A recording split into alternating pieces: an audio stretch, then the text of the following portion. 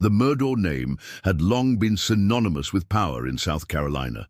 For generations, the family produced influential prosecutors and attorneys, shaping local justice systems.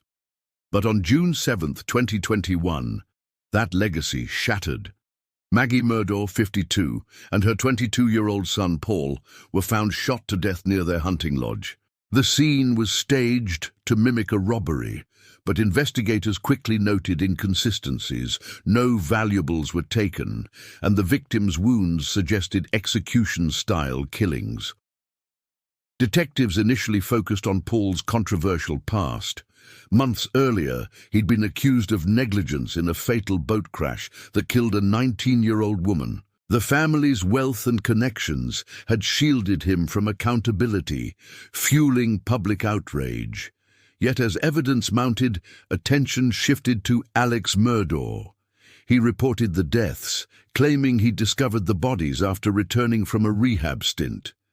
But his erratic behavior, misleading police, deleting phone data, and pressuring witnesses, raised suspicions. Maggie Murdaugh, a former model and devoted mother, had reportedly grown disillusioned with her husband's opioid addiction and financial recklessness. Paul, a recent law school graduate, was poised to join the family firm, unaware of the chaos Alex had orchestrated. Their deaths fit a grim pattern. Both were killed in a manner that diverted blame while shielding Alex's secrets. Profiling Alex Murdaugh required dissecting his dual identity. Publicly, he was a charismatic lawyer. Privately, he battled addiction and orchestrated a Ponzi scheme to cover mounting debts from embezzling clients. His need to maintain control over his family, his reputation, and his crimes mirrored traits of organized serial offenders. Serial killers often exhibit narcissism, impulsivity, and a God complex. Alex's actions aligned with these traits. He manipulated evidence, gaslighted investigators, and even faked his own death to evade accountability. His crimes were instrumental, driven by self-preservation rather than sadism. Investigators concluded the killer was someone intimately familiar with legal procedures and law enforcement tactics, someone like Alex. His financial desperation, coupled with a pathological need to protect his legacy, made him capable of orchestrating the murders. A financial audit revealed Alex had siphoned $8.8 million from clients, including funds meant for the boat crash victim's family. When confronted, he staged his death, hiring a hitman to shoot him on a rural road.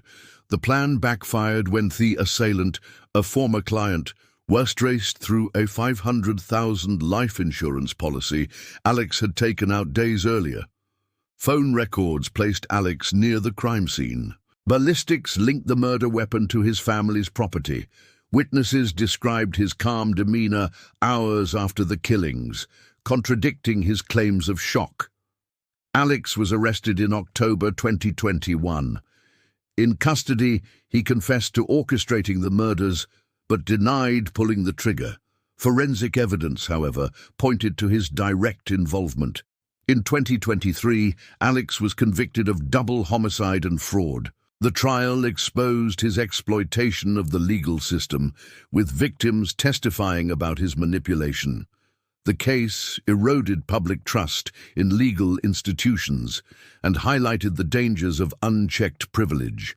Communities nationwide debated accountability for powerful families. The Murdaugh saga underscored the need for transparency in legal practices and the role of financial forensics in modern investigations. Alex's descent into crime illustrates how addiction and entitlement can corrupt even those sworn to uphold justice. Profiling guided investigators to look beyond the obvious, focusing on psychological motives rather than circumstantial evidence. The Murdaugh case remains a cautionary tale of power, deception, and the fragility of legacy. It reminds us that truth, however buried, eventually surfaces.